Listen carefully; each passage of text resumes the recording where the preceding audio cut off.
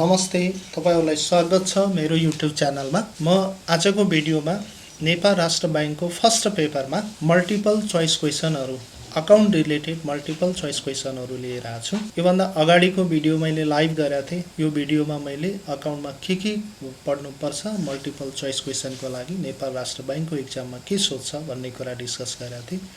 म topic wise multiple choice क्वेशनहरु लिएर आउने क्रममा आज सेकेन्ड पार्टमा मैले टाइप्स अफ अकाउन्टको बारेमा मल्टिपल चोइस क्वेशनहरु लिएर आएको छु। हेरौँ अब multiple choice क्वेशनहरु types of अकाउन्टमा question number 1 मा गए हामी। Economic resource of business that expected to of benefit in future time refund भनेको छ। फ्युचर टाइममा बेनिफिट हुने इकोनोमिक रिसोर्स के हो बिजनेसको भनेको छ।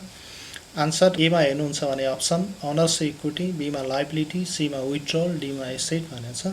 गेस गर्नुस् आन्सर, तपाईहरुले क्विज जस्तै बनाउनु होला यसलाई। यसको आन्सर हो डी, एसेट भनेकै फ्युचर बेनिफिटको लागि अहिले बिजनेसले पर्चेज गरेको हो। क्वेशन नम्बर 2 लायबिलिटीज आर भनेको छ। अप्सन छ लायबिलिटी भनेको equal to the sum of assets plus owners equity created when stock holder contributed cash to company by stock exchange. C मा obligation of the entity to outsider, D मा all of the above are correct भनेको छ। Answer guess गर्नुस्, answer C हो। Liability भनेकै obligation to pay outsider liability हो। Question number 3 मा जानुस्। All of following are assets except भनेको छ। सबै एसेट हुन् तर कुन चाहिँ एसेट हैन भन्न खोज्या हो। Prepaid and goods, earned income, B and C भनेको छ। प्रिपेड एन्ड भने एसेट हो, गुड्स भने पनि करेन्ट एसेट नै हो, स्टक हो। अर्नड इन्कम भनेको इन्कम रिसिभ्ड इन एडभान्स हो, बी एन्ड सी भनेको छ। यसको आन्सर हेर्नुहुन्छ भने सी हो, किनभने अर्नड इन्कम एडभान्स इन्कम भने लायबिलिटी हुन्छ। क्वेशन नम्बर 4 मा रेभेन्यू, रेभेन्यू भने के हो भनेको छ। Revenue is a decrease in share holders equity, share होल्डरको इक्विटीलाई डिक्रिज गर्छ रेभेन्यूले भनेको। इज कस्ट अफ बिजनेस, बिजनेसको कस्ट हो। Has no impact on share holders equity भनेको छ, शेयर होल्डरको इक्विटीमा इम्प्याक्ट गर्दैन भनेको छ। र डी मा is an increase in share holders equity भनेको छ। गेस गर्नुस्, अप्सन डी हो।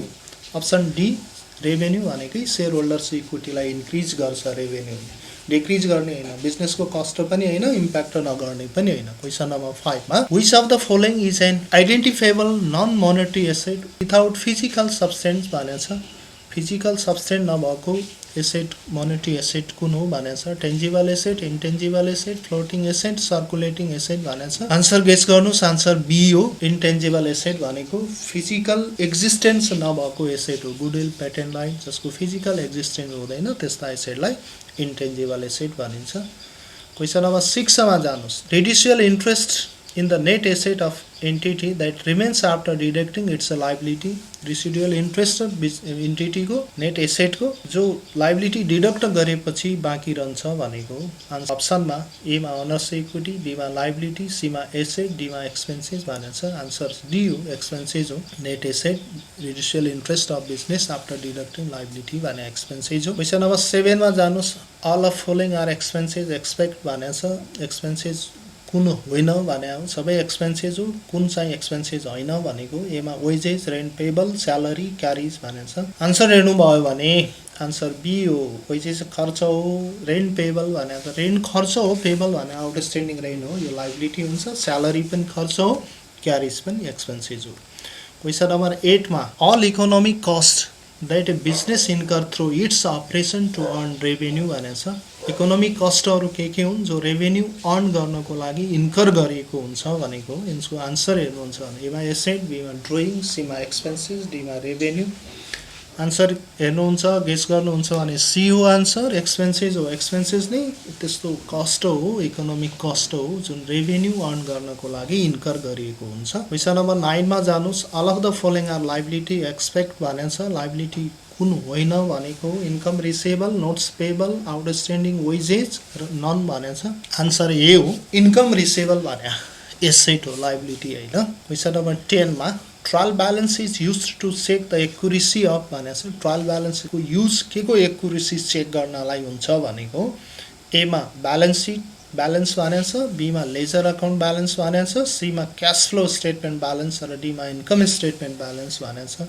आन्सर चेक गर्नुस्, आन्सर भने बी हो। ट्रायल ब्यालेन्स र लेजरको एक्युरेसी चेक गर्नको लागि युज गरिन्छ भनेको।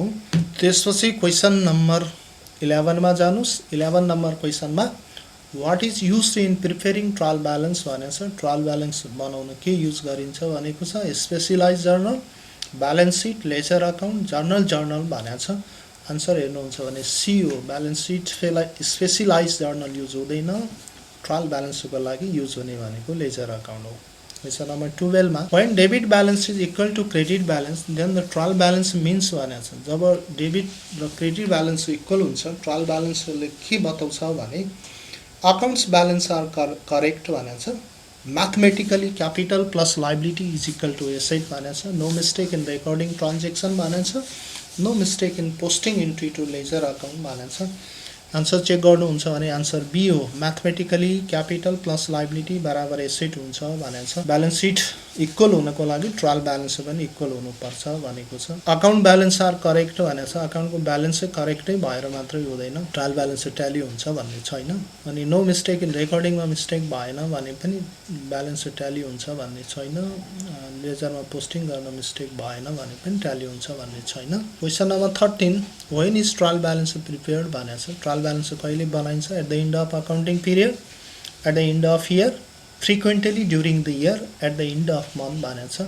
आन्सर चेक गर्नुहुन्छ भने ए हो, at the end of accounting year. तपाईँ भन्नुहोला वर्षको अन्तमा बनाइन्छ। जर्नली अकाउन्टिङ इयर भने 1 वर्षको हुन्छ, जर्नली हुन्छ, तर क्वार्टरली अनि हाफ इयरली पनि बनाउन मिल्छ। त्यसैले यसको सही answer end of the accounting period हो। क्वेसन नम्बर 14 मा which items influence trial balance agreement भनेको छ। ट्रायल ब्यालेन्सको एग्रिमेन्टलाई इन्फ्लुएन्स गर्ने आइटम भनेको deposit in transit, compensating error, complete omission of transaction र पार्सियल ओमिसन अफ ट्रान्जेक्सन। यसको आन्सर हेर्नुहुन्छ भने डी पार्सियल ओमिसन भयो। एउटा अकाउन्टमा लेख्न छुट्यो, अर्कोमा लेखियो भने मात्रै ट्रायल ब्यालेन्स इक्वल हुँदैन।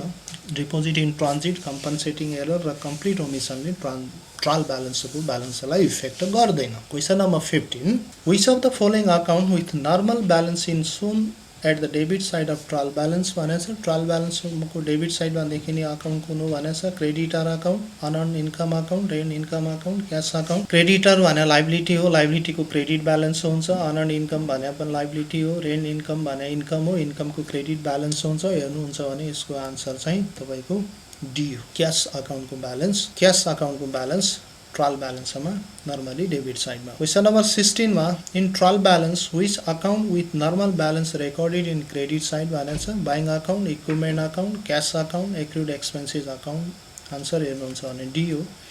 बाइङ भने एसेट हो, बाइङको डेबिट ब्यालेन्स हुन्छ। इक्विपमेन्ट भने पनि एसेट, डेबिट ब्यालेन्स, क्यासको डेबिट ब्यालेन्स, एक्रुड एक्सपेन्सेस भनेको लाइबिलिटी हो, लाइबिलिटीको क्रेडिट ब्यालेन्स। नम्बर 17 मा expenses paid and recorded as assets before they are use are called भनेको छ। आन्सर हेर्नुहुन्छ भने accrued expenses, interim expenses, prepaid expenses, unearned expenses. Expenses payment गर्नुभन्दा expenses paid recorded as before assets भने एसेटको रूपमा record हुने एक्सपेन्सेस भने त आन्सर हेर्नुहुन्छ भने सी हो। प्रिपेड एक्सपेन्सेस नै एसेट हो। एक्रुड एक्सपेन्सेस भने लाइबिलिटी हो। त्यसैले अनअर्न एक्सपेन्सेस भनेको एक्सपेन्सेस अर्न नभएको भनेको आन्सर सी प्रिपेड एक्सपेन्सेस हो। क्वेसन नम्बर 18 मा जानुहुन्छ भने if debit side of the bank कलम is greater than credit side it represent भनेको छ। बाइङ अकाउन्टको डेबिट साइड बढी भयो भने यसले के रिप्रेजेन्ट गर्छ भनेको आन्सर ए हो। क्यास साइड ब्याङ्क रिप्रेजेन्ट गर्छ। Debit side of bank account भनेको ब्याङ्कमा क्यास ब्यालेन्स छ भनेको हो। क्वेसन नम्बर 19 मा excess of debit side over credit side is called भनेको छ। डेबिट साइड बढी क्रेडिट साइड कम भयो भने यसले के जनाउँछ भनेको debit balance, credit balance, liability account of above भनेको छ। डेबिट बढी भयो भने ए नम्बरमा आन्सर हो ए डेबिट ब्यालेन्स भनेर जनाउँछ। क्वेसन नम्बर 20 मा जानुहोस् which of the following items is not included in cash account. Cash अकाउन्टमा कुन इन्क्लुड हुँदैन भने purchase of ₹10,000, sale of ₹5,000, received cash for सालमान ₹2,000, क्रेडिट सेल भनेको छ। आन्सर चेक गर्नुहुन्छ भने डी हो। क्रेडिट सेल पर्चेज अकाउन्टमा इन्क्लुड हुँदैन, किनभने क्रेडिट सेल भयो भने क्यास डेबिट र क्रेडिट केही पनि। क्वेसन नम्बर 21 मा जानुहुन्छ भने which accounts belong in the accounts payable ledger भनेको छ। अकाउन्ट्स पेबल लेजरसित बिलोङ गर्ने अकाउन्ट कुन हो भनेको छ। Customer account, vendor account, sales account, none भनेको छ। आन्सर चेक गर्नुहोस्। यसको सही आन्सर हो बी। भेन्डर भने क्रेडिट पर्चेज गरेको हो, क्रेडिट पर्चेज गरेको अकाउन्ट पेबल हुन्छ। कस्टमर भने त अकाउन्ट रिसिभेबल हुन्छ। क्वेसन नम्बर 22 मा book of account where transaction related to A particular person or things are recorded भनेको छ। पर्टिकुलर पर्सन र थिङ्स रेकर्ड हुने बुक्स अफ अकाउन्ट के हो भने हो journal trial balance journal ledger र वर्कसिट भनेको छ आन्सर चेक गर्नुहुन्छ भने सी हो सी भने जर्नल लेजर अकाउन्टमा पर्टिकुलर पर्सन अर थिङ्ससित रिलेटेड अकाउन्टहरूको पोस्टिङ हुन्छ भनेको हो। क्वेसन नम्बर 23 हेर्नुहुन्छ भने when a liability is reduced or decreased it is recorded of the भनेको छ लाइबिलिटी घट्यो भने right or debit side of the account भनेको छ left or debit side of account भनेको छ left or credit side of account भनेको छ right or credit side of account भनेको छ। लाइबिलिटी घट्नु भने डेबिट हुनु हो डेबिट भने लेफ्ट साइड हो त्यसैले आन्सर चेक गर्नुहुन्छ भने बी हो। राइट or डेबिट साइड हुँदैन लेफ्ट or डेबिट साइड हुन्छ डेबिट लेफ्ट साइडमा हुन्छ रेकर्ड हुँदैन त्यसैले आन्सर भने डेबिट साइडमा लेफ्ट or डेबिट साइडमा पोस्टिङ हुन्छ लाइबिलिटी घट्यो भने। क्वेसन नम्बर 24 मा journal ledger is also known as journal ledger books of original entry T account source of document र डी मा बाउचर भनेको छ यसको आन्सर हो सी यसलाई सोर्स अफ डकुमेन्ट भनेर पनि। क्वेसन नम्बर 25 मा if a cheque send for collection is dishonour the debit is given to cheque कलेक्सनमा डिसअनर भयो अप्रतिष्ठित भयो भने डेबिट के गरिन्छ भनेको supplier account bank account customer account all of above भनेको छ आन्सर चेक गर्नुहुन्छ भने सी हो जति बेला चेक डिसअनर हुन्छ कस्टमरको अकाउन्ट डेबिट हुन्छ जर्नल इन्ट्रीको रुल अनुसार। क्वेसन नम्बर 26 मा जानुहुन्छ भने petty cash may be used to pay भनेको छ पीटी क्याश के को लागि युज गरिन्छ भने स्यालेरी